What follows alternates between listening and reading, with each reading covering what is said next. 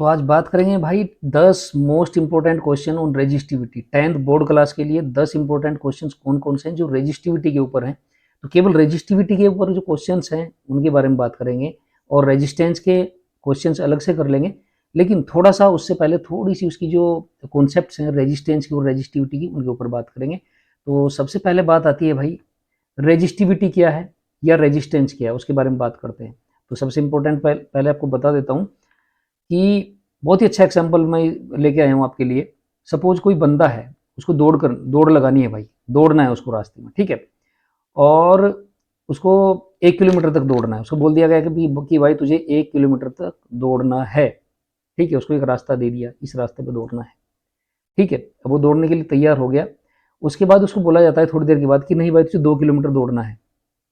उसका रास्ता थोड़ा और लंबा कर दिया, ठीक है। जब रास्ता लंबा उसका हो गया तो क्या होगा, उसके लिए रेजिस्टेंस एक क्रिएट हो जाएगा जब वो दौड़ता है। जब आप दौड़ते हो तो एक रेजिस्टेंस कुछ रहता है, जैसे आप दौड़ रहे हो तो हवा का रेजिस्टेंस है, आपके ऑपोजिट डायरेक्शन में काम करेगा, ठीक है। और दूसरा आपके पैर और अर्थ के बीच में, रास्ते के बीच में जो फ्रिक्शन है वो भी वर्क करेगा। तो आपको एक रेजिस्टेंस तो है जो आपको रोक रहा है दौड़ने के लिए। अगर आपने लेंथ अब बढ़ा दी, डबल कर दिया आपने लेंथ, तो रेजिस्टेंस और ज़्यादा बढ़ जाएगा, ठीक है। तो इसका मतलब ये है कि अगर आप लेंथ बढ़ाते हो पाथ की तो रेजिस्टेंस बढ़ जाता है।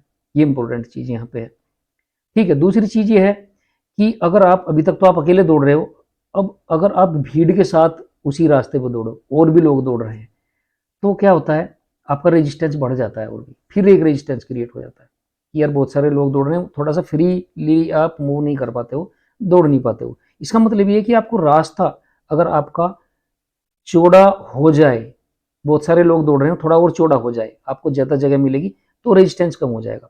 और रास्ता अगर कम पड़ जाए आपके लिए दौड़ने के लिए, कम चौड़ा हो जाए, तो आपका रेजिस्टेंस बढ़ जाएगा। इसका मतलब ये है कि रेजिस्टेंस जैसे अब अगर रास्ता चौड़ा हो जाए तो रेजिस्टेंस कम हो जाता है। ये इंपॉर्टेंट चीज़ है। सेम इलेक्ट्रॉन्स के लिए है, जब वो किसी कंडक्टर के अंदर फ्लो करते हैं या दौड़ते हैं।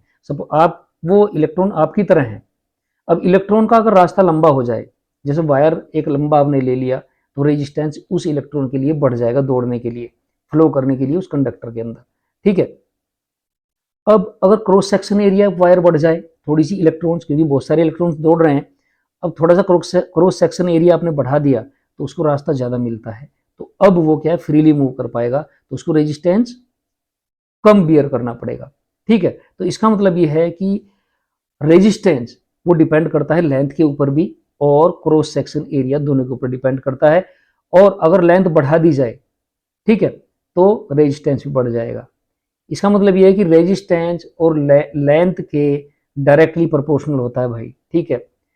ये एक इंपॉर्टेंट चीज़ है। दूसरी इंपॉर्टेंट चीज़ ये भी है कि अगर एरिया ऑफ क्रॉस सेक्शन यानी कि दौड़ने का रास्ता, ठीक है, वो बढ़ जाए, दौड़ने का रास्ता अगर बढ़ जाए, क्रॉस सेक्शन एरिया बढ़ जाए, तो रेजिस्टेंस कम हो जाता है। तो आर जो रेजिस्टेंस है, आप जानते हैं कि आर से डिनोट करते हैं रेजिस्टेंस को, वो इनवर्सली प्रोपोर्शनल होता है ए के, क्रॉस सेक्शनल एरिया के। तो ये बहुत इंपॉर्टेंट चीज़ है। अब इसलिए यहाँ पे देखिए आप, जो रेजिस्टिविटी होती है वो डिपेंड करती है आर के ऊपर, ए के ऊपर और एल के ऊपर। आर रेजिस्टेंस है, ठीक है। सबसे पहले तो रेजिस्टिविटी की बात नहीं करेंगे अभी हम, केवल रेजिस्टेंस की बात अभी हमने करी है। तो रेजिस्टेंस डिपेंड करता है एरिया ऑफ क्रॉस सेक्शन और लेंथ के ऊपर, ठीक है। और दूसरी चीज ये तो होगी भाई उसकी बात, रेजिस्टेंस की बात होगी।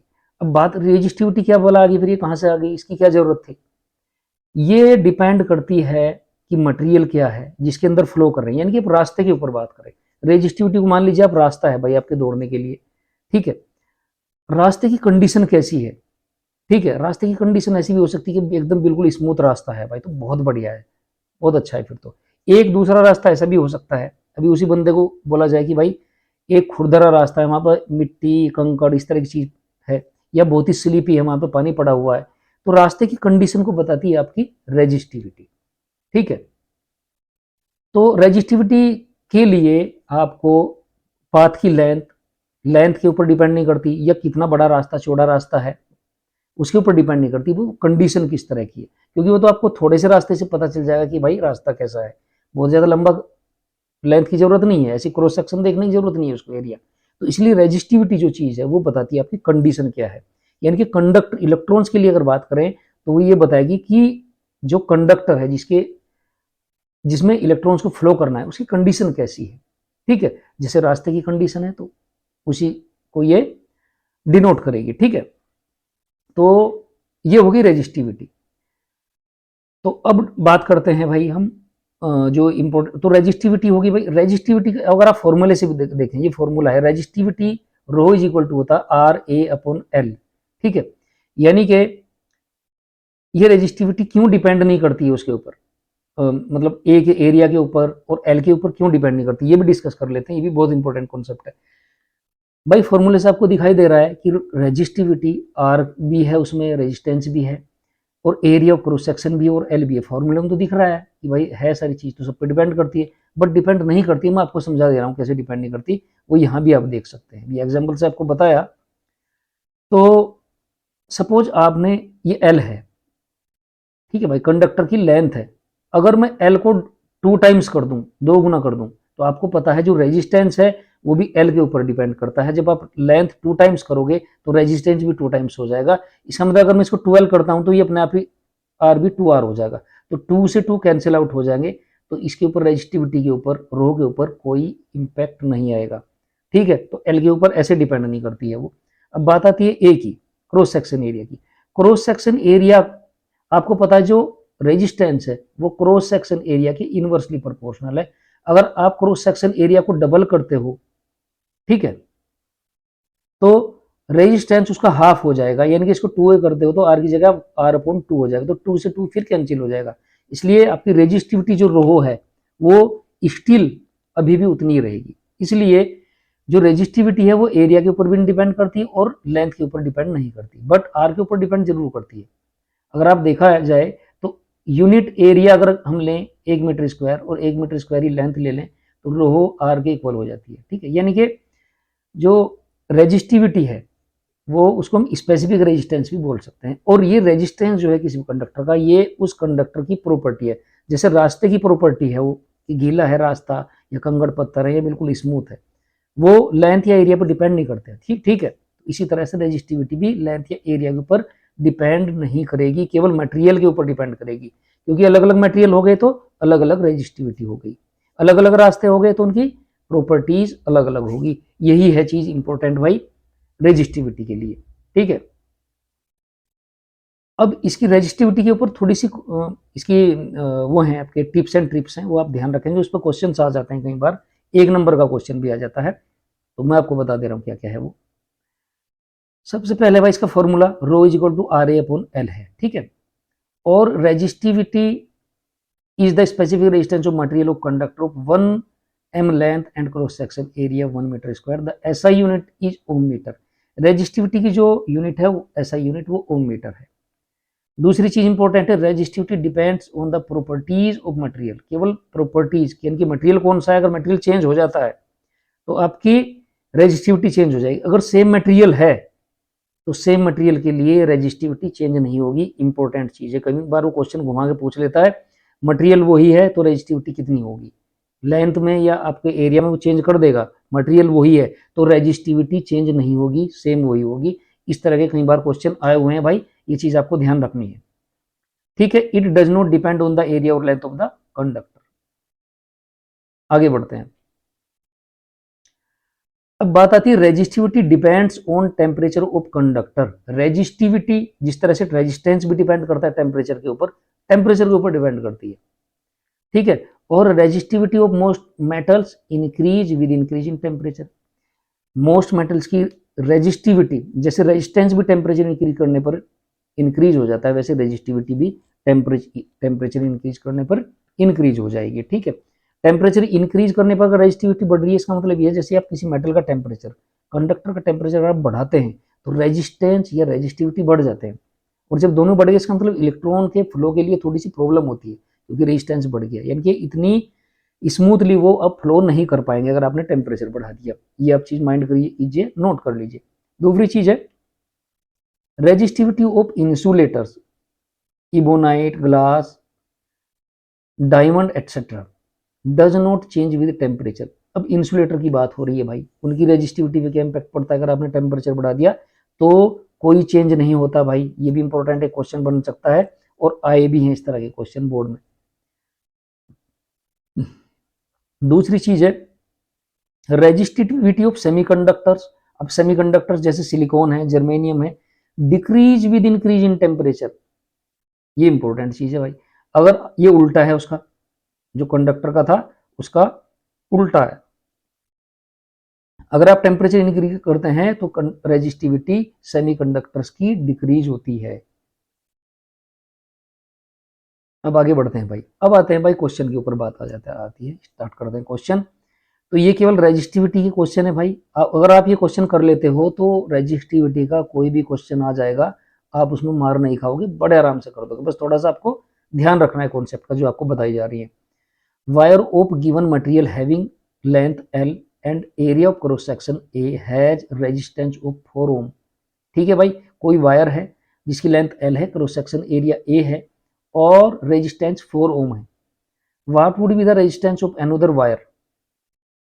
दूसरा एक वायर है of same material having length L upon 2 and area of cross section 2a।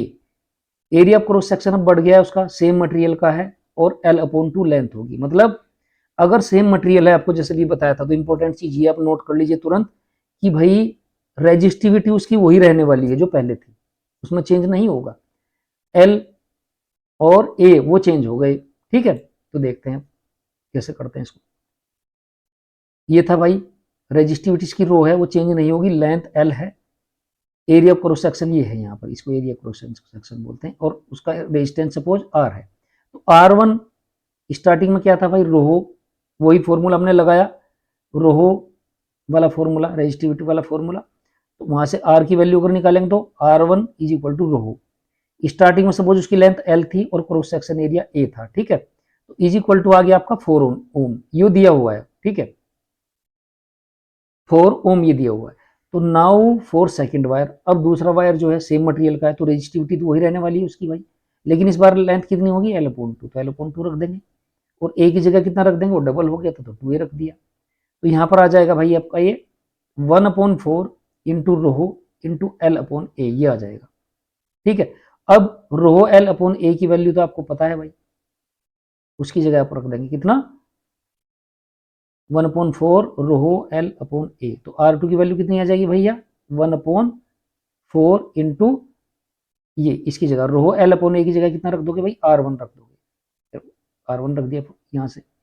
तो R2 की वैल्यू कितनी आ जाएगी भाई, 1 ओम आ जाएगी। तो resistance of new wire is 1 ओम हो जाएगा। दूसरा क्वेश्चन है the resistivity of copper metal depends on only one of the following factors, the factor is, length है, थिकनेस है, temperature, area of cross section. Question को ध्यान से देखेंगे, the resistivity of copper wire, resistivity की बात हो रही है पहली बात, तो आप देख लीजिए, रेजिस्टेंस की बात नहीं हो रही।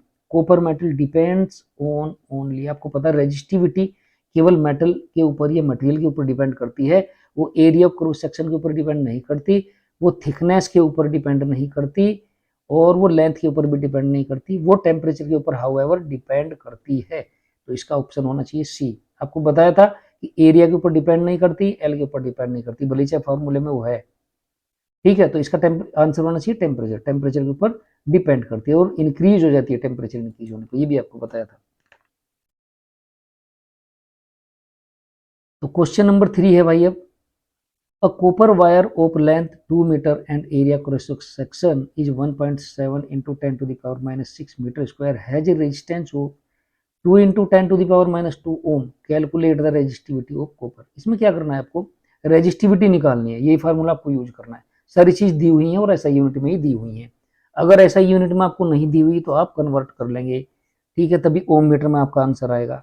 तो रेजिस्टेंस आपको दिया हुआ है भाई, कितना है, ऐसा यूनिट में दिया हुआ है। एरिया ऑफ क्रॉस सेक्शन आपको ऑलरेडी दिया हुआ है। ठीक है, कई बार आपको डायमीटर दे देगा, रेडियस दे देगा, तो उससे भी आप एरिया ऑफ क्रॉस सेक्शन निकाल लोगे। एरिया ऑफ क्रॉस सेक्शन होगा पाई आर स्क्वायर या पाई/4 D square, where D is the diameter and R is the radius. तो इससे आप डायरेक्टली, ये तो एरिया दिया हुआ है तो आप डायरेक्ट कर सकते हो, तो इसमें फॉर्मूले में वैल्यू रखोगे तो ये डायरेक्ट ही आ जाएगा, इसमें कोई बड़ी बात नहीं है। ये आपने फार्मूला लगाया, रेजिस्टेंस की वैल्यू दे दी, इसकी एरिया ऑफ क्रॉस सेक्शन की दे दी, लेंथ की वैल्यू आपको पता है तो आपने डायरेक्ट फार्मूला लगाया और आंसर आप आ गया आपका 1.7 into 10⁻⁻8 ohm metre, -1.7 into 10⁻⁻8 ohm metre, ये इसका आंसर हो गया भाई। ओके, अब दूसरा क्वेश्चन है भाई रेजिस्टिविटी का ही।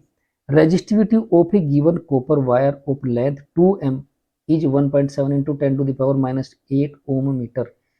लेंथ दी हुई है भाई वायर की और उसकी रेजिस्टिविटी आपको दी हुई है। The wire is stretched so that its length becomes 4 metre. अब क्या किया, तार को उसने खींच दिया और उसकी जो लेंथ थी वो 4 मीटर कर दी, 2 मीटर से 4 मीटर कर दी। The new resistivity of copper wire will be, तो कितनी हो जाएगी? ध्यान से देखो भाई, फिर वही बात हो गई है, रेजिस्टिविटी की बात हो रही है और रेजिस्टिविटी पूछ रहा है, घुमा दिया उसने क्वेश्चन को।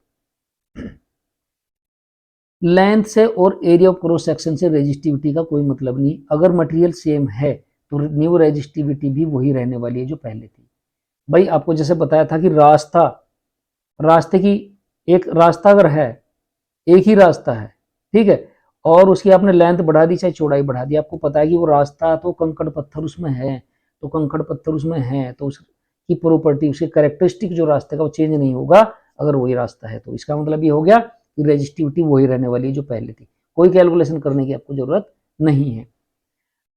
तो कितनी थी रेजिस्टिविटी भाई? 1.7 इंटू 10⁻⁻8, तो 1.7 इंटू 10⁻⁻8 ओम मीटर रहेगी। यही इसका आंसर है, यही आपको इसमें लिखना है, नोट करना है, बस थ्योरी का क्वेश्चन है ये।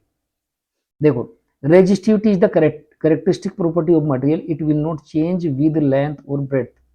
The new resistivity will be 1.7, अभी भी वही रहेगी जो पहले थी। तो ऑप्शन ए इसका आपका करेक्ट वही रहेगा।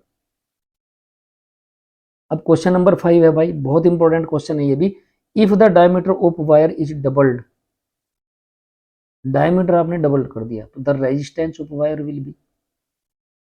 अब देखो डायमीटर डबल हो गया है तो रेजिस्टेंस की बात हो रही है इस बार, यहाँ पे सेम होगा, डबल होगा, हाफ होगा या 1/4 होगा, ये आपको निकालना है। तो वही रेजिस्टिविटी वाला फार्मूला हमने लगाया भाई, R is equal to rho L upon A, ठीक है, वही फार्मूला हो गया भाई।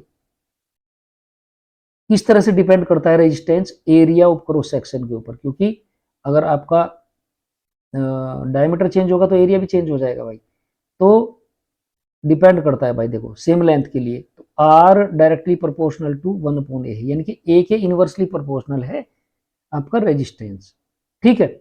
लेकिन हमें तो डाया की बात करनी है, तो अब ये देखेंगे कि ए डायमीटर से किस तरह से रिलेट है।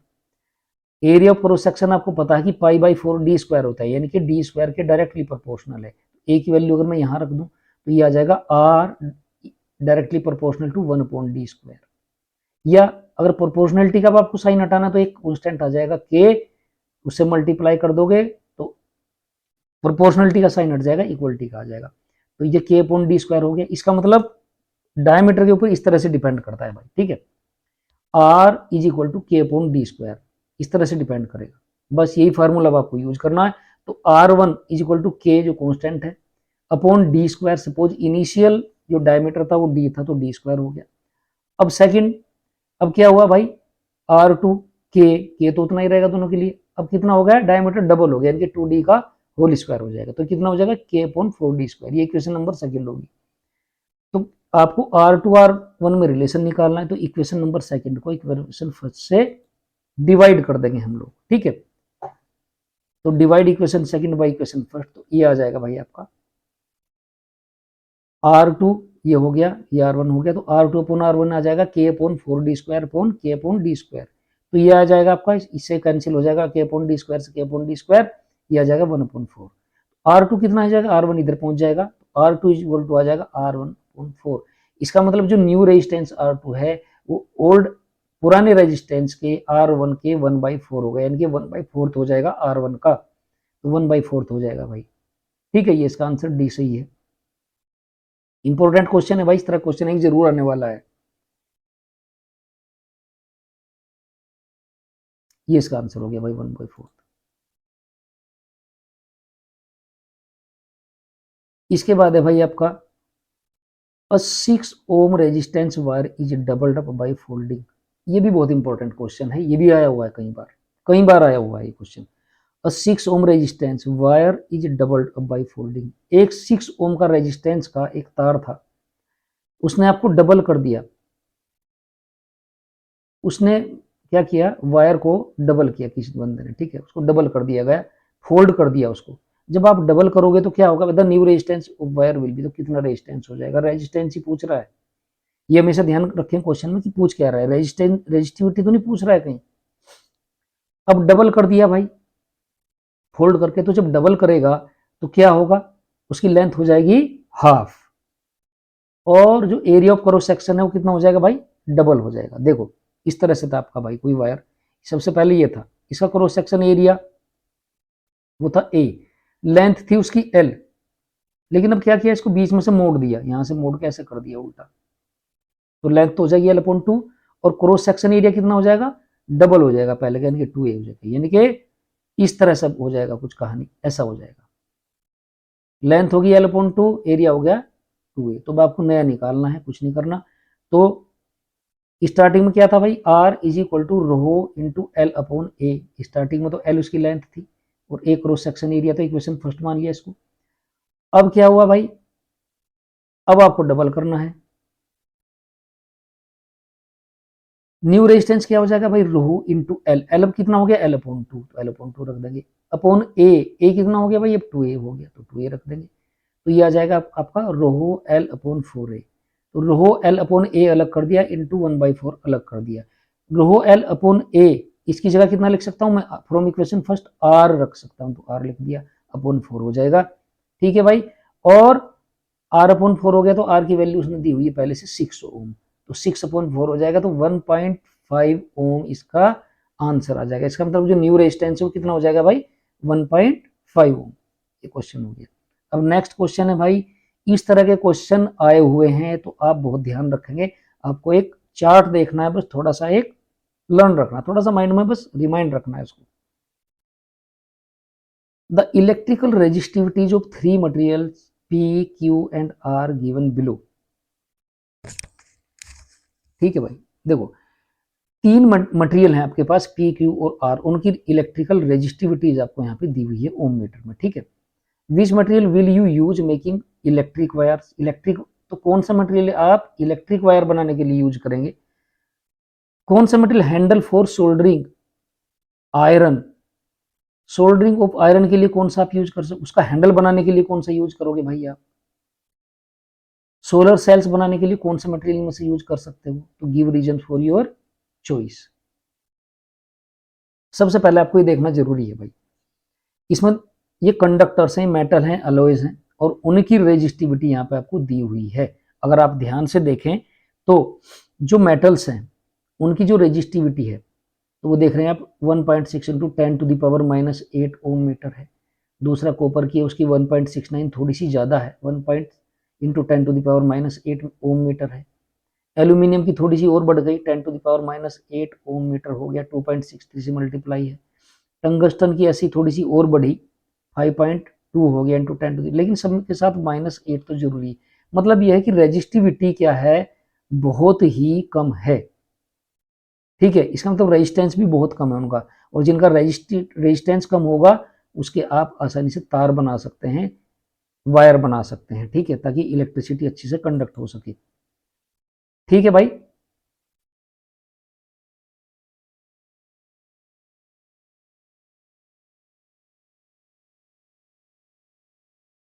हाँ, तो इसके बाद आप देख रहे हैं एलोइज हैं, कुछ एलोइज आ रहे हैं, जैसे मैग्नीन हो गया, कॉन्स्टेंटिन हो गया। एलोइज क्या होते हैं, जो दो या दो से ज़्यादा जो मेटल्स हैं उनको मिक्सचर से उनके बनाते हैं उसको। ये देख रहे हैं, इसका जो एलोइज है उनके भी 44 इंटू 10⁻⁻8 है। इसमें थोड़ी सी वैल्यू बढ़ गई है इसकी, लेकिन 10⁻⁻8 अभी भी है। इसका मतलब ये है इनकी भी जो कंडक्टिविटी है वो अभी भी, ये भी कंडक्टिविटी सही है, क्योंकि रेजिस्टिविटी बहुत कम है, तो कंडक्टिविटी ठीक ठाक ही उनकी भी होगी, अच्छी खासी है उनकी भी, ठीक है। तो अभी आगे और बढ़ते हैं। इसके बाद आता है भाई आपका ये इंसुलेटर्स हैं। इंसुलेटर में क्या है, उनकी देख रहे हैं आप रेजिस्टिविटी बहुत ज़्यादा है, इसका मतलब रेजिस्टेंस उनका बहुत ज़्यादा है, इसका मतलब इलेक्ट्रिसिटी उनसे कंडक्ट नहीं हो पाएगी, इसलिए इनको क्या बोला जाता है, इंसुलेटर्स बोला जाता है भाई। और इनकी देख रहे हो आप 10 to the power 14, 10 to the power 12, इनकी बहुत ज़्यादा दिखाई दे रही है, ठीक है, 15 तक है। वो क्या कहें, ग्लास हो गया, पेपर हो गया ड्राई, डायमंड हो गया, हार्ड रबर हो गया, इबोनाइट हो गया, ये इनको बोलते हैं इंसुलेटर्स। अच्छा, इनके बीच में कुछ ऐसे होते हैं जैसे सिलिकॉन हो गया, जर्मेनियम हो गया, वो सेमीकंडक्टर्स होते हैं। सेमीकंडक्टर्स में क्या है, इंसुलेटर और कंडक्टर के बीच में उनकी जो रेजिस्टिविटी होगी वो रहेगी, यानी कि 0.6 ओम मीटर है, और ये 2300 ओम मीटर है, 2300 ओम मीटर है। तो इस तरह के जो मटेरियल्स है वो क्या है, सेमीकंडक्टर, जैसे जर्मेनियम और सिलिकॉन है, ठीक है भाई। अब देखो भाई क्वेश्चन, अब क्वेश्चन पर थोड़ा ध्यान देंगे आप, वही क्वेश्चन है। देखो भाई, material P with resistivity 2 into 10 to the power 3,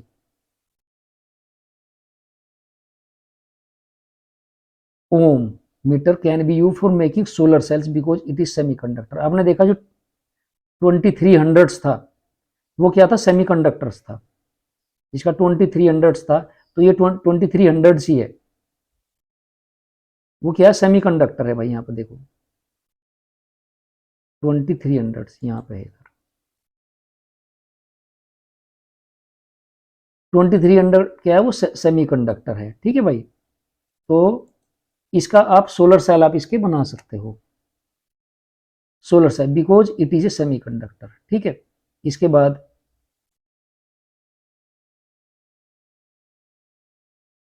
A, material Q with resistivity 2.63 into 10 to the power minus ohm metre, 8 ohm metre can be used making electric wires because it is low resistivity. इसकी आप resistivity बहुत ही कम है इसकी, क्योंकि, ठीक है, तो ये इसके आप वायर बना सकते हो। नेक्स्ट, तीसरा मटेरियल आर, इसकी क्या रेजिस्टिविटी बहुत ज़्यादा है, बहुत ज़्यादा, तो ये तो इंसुलेटर हो गया, रेजिस्टेंस बहुत ज़्यादा तो इंसुलेटर हो गया, ठीक है। जब इंसुलेटर हो गया तो आप इसका हैंडल बना सकते हो soldering iron, because it has very resistivity, resistivity ज़्यादा है, इसलिए आपको करंट नहीं लगेगा, आप आराम से उसको पकड़ सकते हो, तो हैंडल इसका बनाया जा सकता है। अब नेक्स्ट क्वेश्चन है भाई, इस तरह क्वेश्चन भी पूछे जा रहे हैं आजकल। The electrical resistivity of 4 materials A B C D are given, resistivity फिर दे दी भाई उसने, तो पूछ रहा है विच इज गुड कंडक्टर कौन सा है, रजिस्टर कौन सा है, इंसुलेटर कौन सा है, सेमीकंडक्टर कौन सा है, और आपको अपने आंसर का रीजन भी देना है, ठीक है भाई। तो सी हैज द लोएस्ट रेजिस्टिविटी, सी का रेजिस्टिविटी क्या है, लोएस्ट है भाई, ठीक है, इन सारों में रेजिस्टिव लोएस्ट है, तो ये क्या है, गुड कंडक्टर है, ठीक है।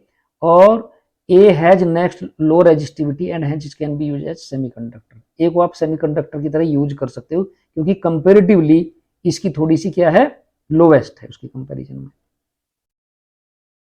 रजिस्टर, रजिस्टर कौन सा होगा, जिसकी भाई सबसे ज्यादा है resistivity. Now resistor allows electricity to flow through offering some resistance to flow, whereas insulator, insulator की सबसे ज्यादा होगी। रजिस्टर क्या करते हैं, रजिस्टर ऐसे होते हैं जो फ्लो ऑफ इलेक्ट्रॉन्स तो करते हैं बट बहुत ज्यादा नहीं करते, और जब उनमें फ्लो ऑफ इलेक्ट्रॉन्स होता है, रजिस्ट वो करते हैं तो हीट जनरेट होती है, ठीक है, इसलिए उनको रजिस्टर बोला जाता है, रजिस्ट करते हैं वो।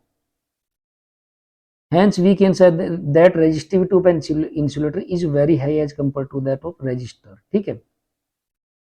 According, we can say that D is the resistor and B is an insulator. ठीक है. रेजिस्टर को हम जो यूज करते हैं, जैसे आयरन हो गया उसमें यूज कर सकते हैं, और जो हीटर हो गए उसके लिए यूज करते हैं, ताकि वो मतलब इलेक्ट्रॉन्स का फ्लो भी होता रहे और रेजिस्ट भी करें, ताकि हीट जनरेट हो। अब आगे का क्वेश्चन है भाई, बहुत इंपॉर्टेंट क्वेश्चन है भाई, एक बार फिर मैंने आपको बोला था, a material has a resistivity of 5 ohm metre, कोई मटेरियल उसकी जो रेजिस्टिविटी है 5 ओम मीटर है, the potential difference across the material is increased by a factor of 10।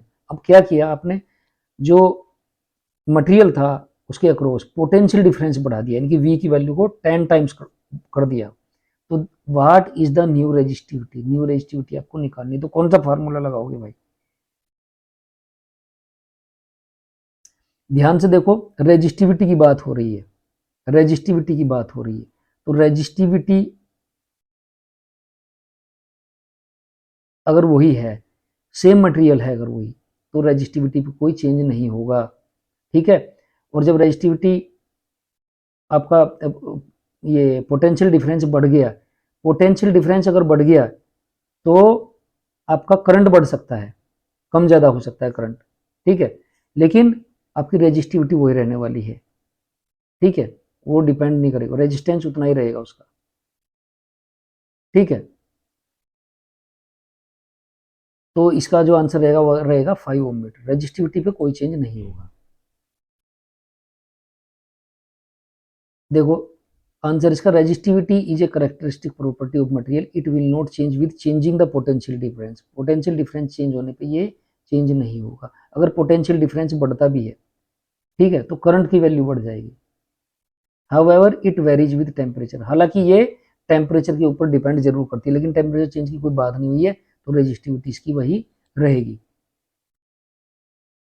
बहुत इंपॉर्टेंट क्वेश्चन एक और है भाई, on increasing the temperature of pure metal, pure metal का आप टेम्परेचर बढ़ा रहे हो, ध्यान रखना मेटल है इस बार, the electrical resistance of metal, तो रेजिस्टेंस क्या होगा, बढ़ेगा कम होगा, क्या होगा भाई, मेटल है, आपको पता है मेटल का टेम्परेचर बढ़ाने पे रेजिस्टेंस उसका बढ़ता है, यानी कि अगर आप मेटल को गर्म कर दोगे तो इलेक्ट्रिसिटी उतने अच्छे से फ्लो नहीं कर पाएगी, क्योंकि रेजिस्टेंस बढ़ जाएगा, तो इलेक्ट्रिकल रेजिस्टेंस क्या होता है भाई, इंक्रीज होता है। तो आंसर इसका देखेंगे क्या है, increases, resistance of pure metal increases on increasing the temperature. इस तरह का क्वेश्चन, ये जो मैं क्वेश्चन करा रहा हूं, कम से कम एक क्वेश्चन तो जरूर आपको मिलेगा, या दो भी आ सकते हैं। नेक्स्ट क्वेश्चन है भाई, on increasing the temperature the resistivity of semiconductor.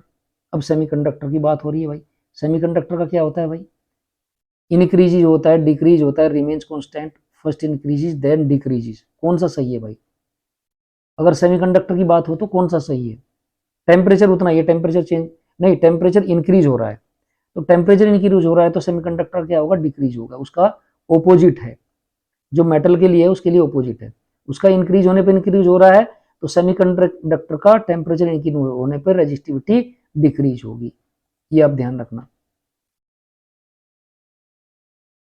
एक और क्वेश्चन है, ये भी क्वेश्चन आ सकता है, आपके अच्छे से याद रहे इसलिए मैंने इनको क्वेश्चन को बना बना के लिखा है इधर, on increasing the temperature resistivity of insulator.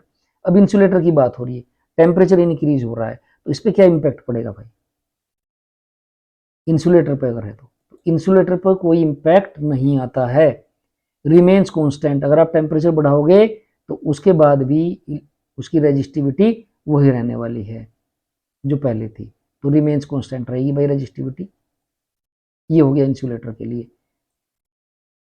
तो ये आपके क्वेश्चन हो गए भाई खत्म, और नेक्स्ट लेक्चर में लेके आ रहा हूं अभी आपका जो रेजिस्टेंस के कॉम्बिनेशंस के ऊपर है, उसके कम से कम 15 क्वेश्चंस रहेंगे, और बहुत ही इंपॉर्टेंट क्वेश्चन लेके आऊंगा, उनमें से एक क्वेश्चन 10th क्लास के बोर्ड एग्जाम में जो आने वाले हैं, जरूर आप अगर आपने वो कर लिए तो रेजिस्टेंस का कोई क्वेश्चन आप छोड़ोगे नहीं, ये मेरी गारंटी है भाई। तो अगर आपने चैनल को सब्सक्राइब नहीं किया है तो प्लीज़ सब्सक्राइब करें, शेयर करें और लाइक करें अगर वीडियो आपको पसंद आया तो अभी तक के लिए थैंक यू वेरी मच।